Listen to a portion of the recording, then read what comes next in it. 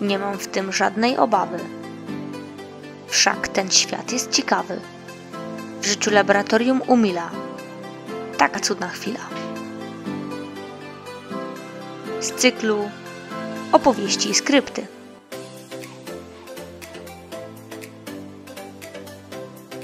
Piękni i wiecznie młodzi. Czy to możliwe?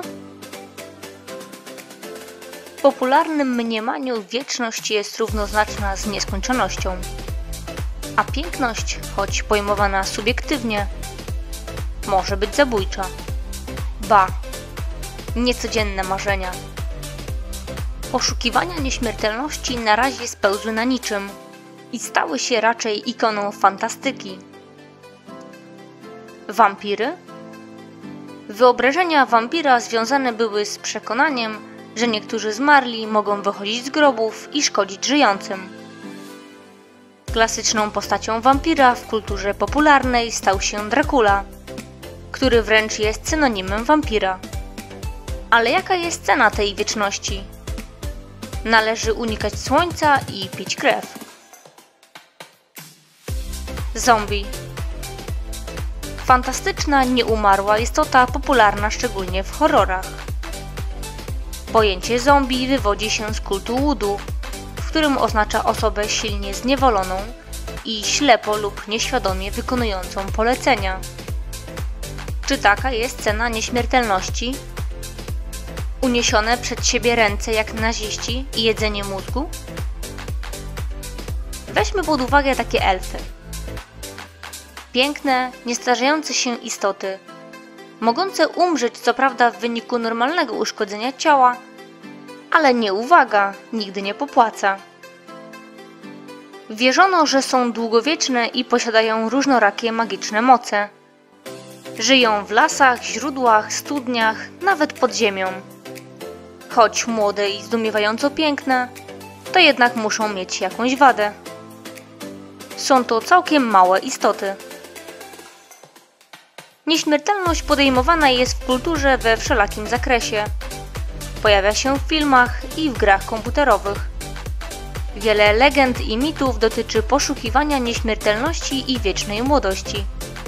Substancje poszukiwane przez średniowiecznych alchemików, które miały zapewnić tak upragnioną wieczność. Eliksir życia, kamień filozoficzny, czy inne praktyki jak przeniesienie ducha do innego ciała. Coraz to nowsze idee, umiejscowienie ludzkiego mózgu w maszynie, a nawet połączenie umysłu ze sztuczną inteligencją. Wielką nadzieję przypisuje się projektowi 2045. Ludzka wyobraźnia w tym zakresie nie zna granic. To, czego najbardziej pragniemy, być może jest na wyciągnięcie ręki, a jednocześnie tak dalekie, że przypomina lizanie loda przez szybę. Czy pozostało nam tylko obejść się smakiem? Czy nieśmiertelność jest możliwa? Mawia się, starość jest piękna. Jesień życia. Prawdziwe życie zaczyna się po 50.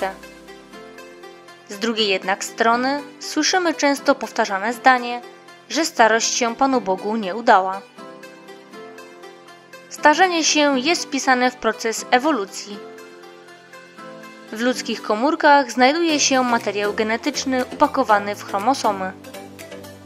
Na ich końcach znajdują się telomery. Z każdym podziałem komórki telomery się skracają, wskutek czego narządy i tkanki starzeją się. Poszukiwano sposobów na zatrzymanie skracania telomerów. Odkryty enzym, który odpowiada za ten proces, miał stać się kluczem do wieczności. Niestety, nic z tego.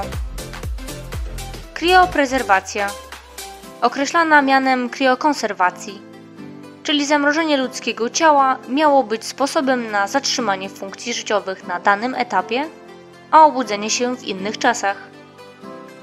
Kriokonserwacja, niczym jak krioterapia, wydaje się całkiem skuteczna, jednakże do tej pory jeszcze nikogo nie wybudzono.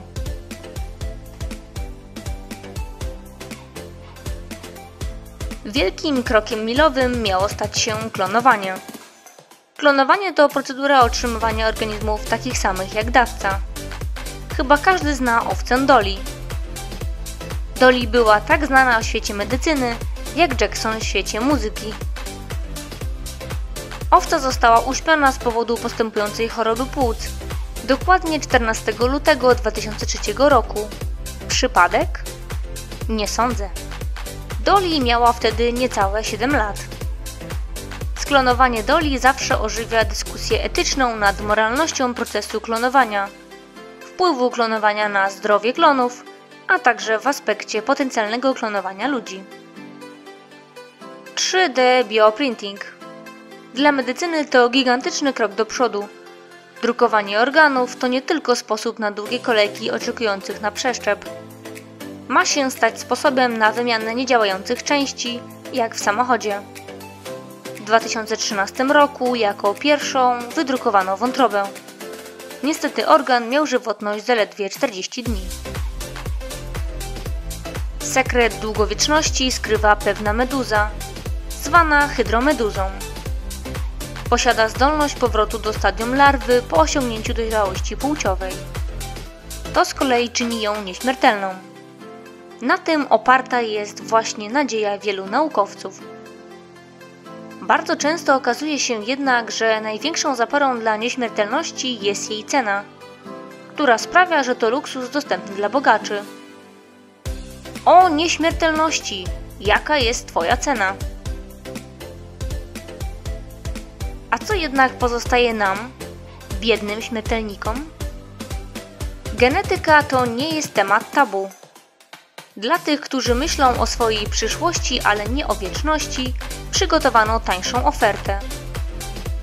Mowa o badaniach predyspozycji do chorób dziedzicznych oraz nowotworów, do otyłości, miażdżycy czy nietolerancji pokarmowych. Czyli wszystko to, co może nam skrócić życie albo wpłynąć na jakość naszego życia. Tak drążymy ten temat nieśmiertelności. Jednakże czy ktoś kiedyś odpowiedział sobie na pytanie, co bym zrobił z tym całym czasem, z tą wiecznością? To jak gra w lotto.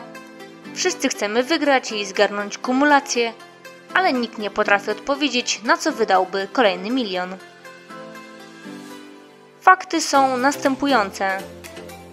Najdłużej żyjącym człowiekiem na świecie była francuska Jeanne Calment, która przeżyła 122 lata i 164 dni. Najstarszym mężczyzną był Japończyk niejaki Kimura, który żył 116 lat i 54 dni. Zapraszam do dyskusji nad moralnością procesu klonowania oraz wszystkich aspektów nieśmiertelności. Dzielcie się swoimi spostrzeżeniami.